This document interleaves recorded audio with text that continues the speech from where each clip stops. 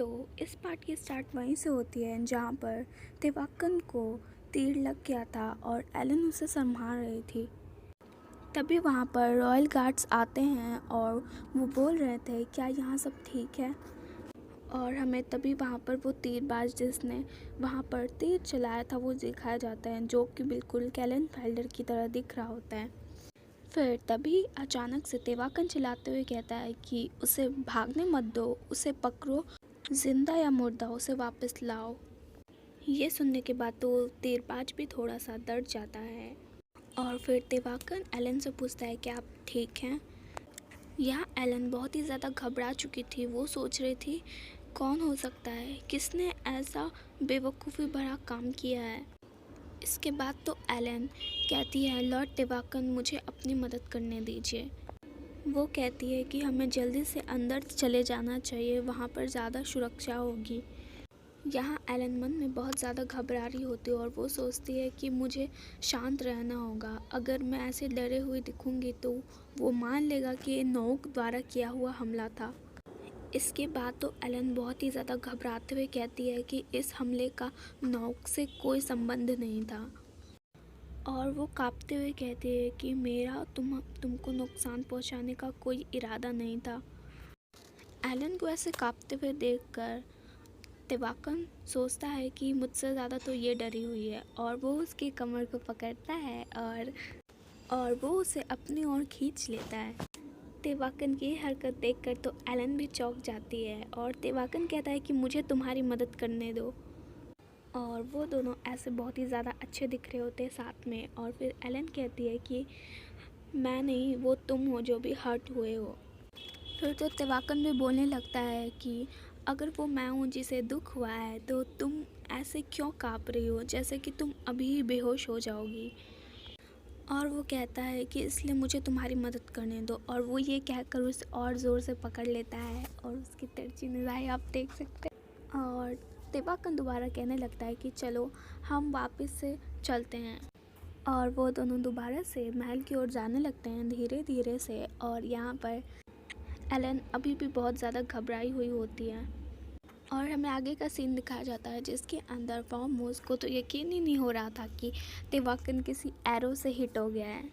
और तेवाकन बस वहाँ पर बैठा हुआ था और वो उसकी बातें सुन के परेशान हो रहा था। और फॉर्मोस उसे और ज़्यादा परेशान करते हुए कहता है कि तुम्हें तीर लगा है माय लॉर्ड, आपको सच में तीर लगा है।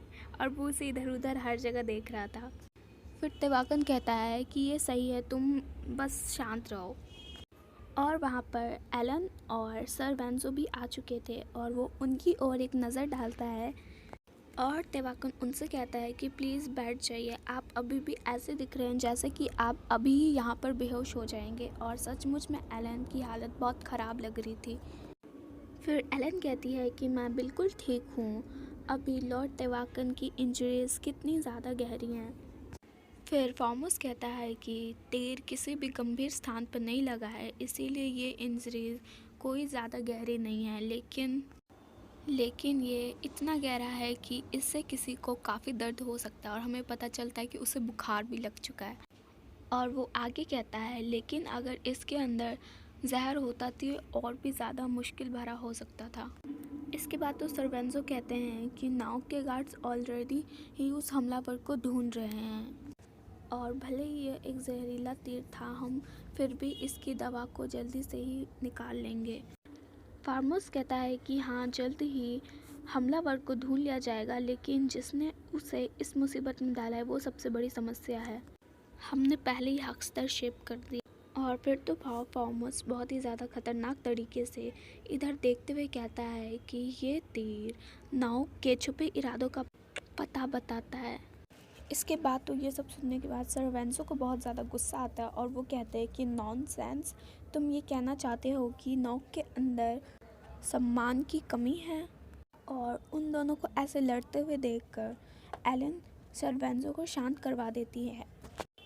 फिर तो एलन खुद ही बोलने लगती है कि वे लोग जो हमारे यूनियन के विरुद्ध हैं और लेकिन वे लोग नौ के इच्छा की प्रतिनिधित्व नहीं करते हैं।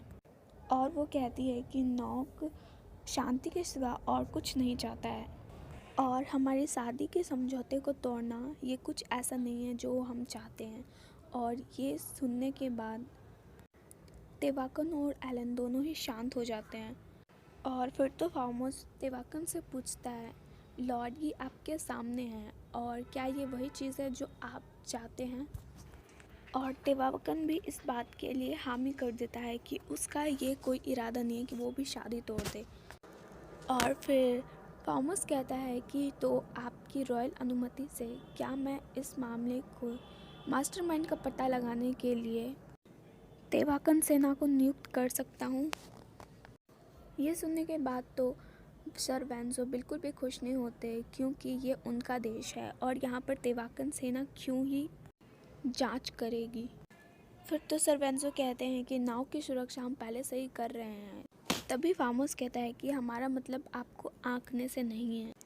निश्चित रूप से आप समझते हैं कि हत्यारों का पीछा करना आपका हमारा कर्तव्य है। और वो बात बदलते हुए कहता है, मेरा मतलब है कि ऑर्गस के शाही रक्षक। इन सबको ऐसा होते हुए देख के सर वेंज़ो को बिल्कुल भी अच्छा नहीं लग रहा था। और यहाँ एलन सोच रही थी कि तो इसके साथ मेरी शादी एक वास्तविकता बन चुकी है और अब से यही होगा। और वो सोचती, कुछ दिन पहले मैं उसके प्रपोज़ल को रिफ्यूज़ करने के लिए पूरी तरीके से तैयार था, लेकिन अब मैं इसकी अनुमति देती हूँ। और यहाँ लॉर्ड तेवाकन बिस्तर के ऊपर लेटे हुए थे और एलन उनके साइड में थी। यहाँ नैनी एलन की चिंता करते हुए कहती है कि प्लीज़ थोड़ा सा आराम कर ले, वो अभी सो चुके हैं। एलन कहती है कि ये तो उसका एहसान है और ये समय हम दोनों के लिए एक प्रीशियस टाइम है। इसके बाद तो नैनी कहने लगती है कि मुझे पता है तुम उसके साथ बहुत टाइम से हो, जब से उसे ये बुखार हुआ है तब से तुम यहीं पर हो। एलन को तभी फार्मोस की बात याद आती है कि उसने कहा था कि उसे बुखार हो जाएगा। वो सोचती है कि उसने झूठ नहीं कहा था। वो तेवाकन को देखते हुए सोचती है कि घाव के बावजूद वो इतना शांत लग रहा था कि मुझे लगा वो ठीक हो जाएगा, लेकिन शायद ये सब सिर्फ इतना ही है कि उसे दर्द की आदत है। वो उसकी बॉडी को देखती है जिसके ऊपर बहुत से निशान थे। वो सोचती है कि ये ऐसा है जैसे एक ही व्यक्ति के ऊपर अनगिनत निशान हों और शायद उसके ऊपर कई हमले भी हुए हैं। एलन अपनी नैनी को रुमाल देते हुए कहती है, इसका उपयोग उसका पसीना पोंछने के लिए कीजिए।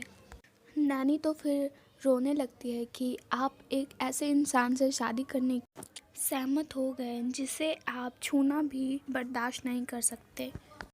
इसके बाद तो एलन नैनी को रोने से रोकती है और वो कहती है कि फेलेम्बर अपने शब्दों का चयन आराम से कीजिए, क्योंकि हम यहाँ अकेले नहीं हैं। तेवाकन भी ठीक हमारे साइड में ही है। इसके बाद वो कहती है, ऐसा नहीं है कि मैं उसे छूना बर्दाश्त नहीं कर सकती। और वो उसके बाद तो कपड़ा ले लेती है और कहती है कि ये कपड़ा मुझे दे दो, ये मैं खुद ही कर लूँगी। इसके बाद नैनी वहाँ से जाने लगती है ये कहकर कि फिर मुझे थोड़ा और पानी लाने दो। और वो वहाँ से चली जाते हैं और यहाँ पर सिर्फ एलन और तेवाकन अकेले होते हैं कमरे में। इसके बाद वो उसका मुंह साफ करते हुए सोचती है कि अनप्लेजेंट और असुविधाजनक है। वो सोचती है कि उसे छूना अभी तक अलग सा महसूस होता है और वो सोचती है ये घृणा नहीं है और ना ही ये कि मैं उसे नहीं पसंद करती। और उसके बाद उसे वो किसिंग सीन याद आ रहा होता है। वो सोचती है कि वो तेवाकन से नफ़रत नहीं करती, लेकिन वो अगले ही पल कहती है कि मैं करती हूँ नफ़रत। और उसे उसके बीच में अजीब अजीब से पल याद आ रहे थे। और फिर वो दोबारा कहती है कि मैं उसे पसंद नहीं करती, और वो कहती है कि नहीं मैं करती हूँ। और फिर वो सोचने लगती है कि जब भी मैं उसके पास रहती हूँ मुझे ऐसा क्यों महसूस होता है। और वो कह देती है कि मुझे तो ये भी नहीं पता क्यों और कैसे। तेवाकन को शायद अभी होश आने लगा था और यहाँ एलन सोच रही होती है कि मैं उसके बारे में जो चीज़ नहीं पसंद करती हूँ वो शायद है कि, और वो ज़ोर से कह देती है कि मैं अभी भी उसके सामने अनईज़ी फील करती हूँ। और ये एलन ने सचमुच में कहा था, सपनों में नहीं कहा था। और तभी तेवाकन कह देता है कि राजकुमारी, मुझे आप कभी भी अनईज़ी नहीं लगती और असहज महसूस करते हुए नहीं लगती। ये सुनने के बाद तो एलन खुद चौंक जाती है कि ये कब जाग गया।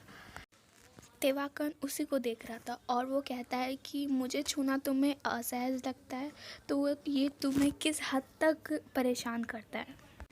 तेवाकन की बातों का आंसर बाद में देते हुए एलन को भी बहुत ज़्यादा शर्म आ रही थी और वो ब्लश करने लगती। वो सोचती है ये जाग रहा था तब से, और इसी पर हमारा ये पार्ट ख़त्म होता है।